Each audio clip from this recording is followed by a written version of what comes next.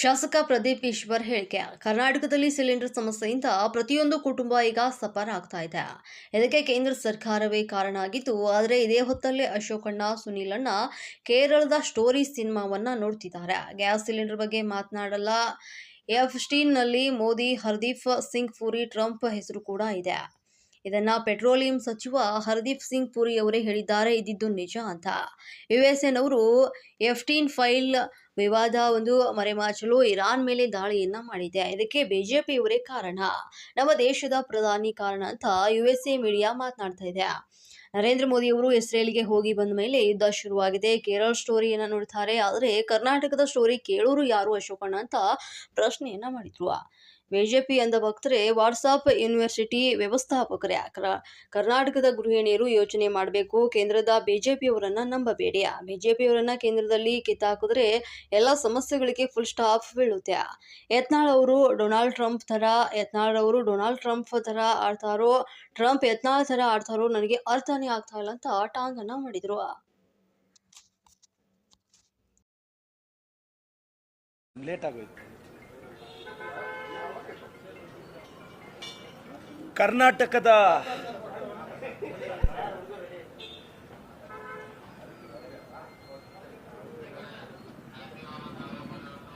ಕರ್ನಾಟಕದ ಎಲ್ಲ ಜನತೆಗೆ ನಮಸ್ಕಾರ.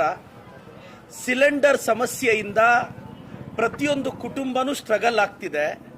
ಈ ಸಿಲಿಂಡರ್ ಸಮಸ್ಯೆಗೆ ಕೇಂದ್ರದ ಬಿಜೆಪಿ ನರೇಂದ್ರ ಮೋದಿ ಅವರೇ ಕಾರಣ.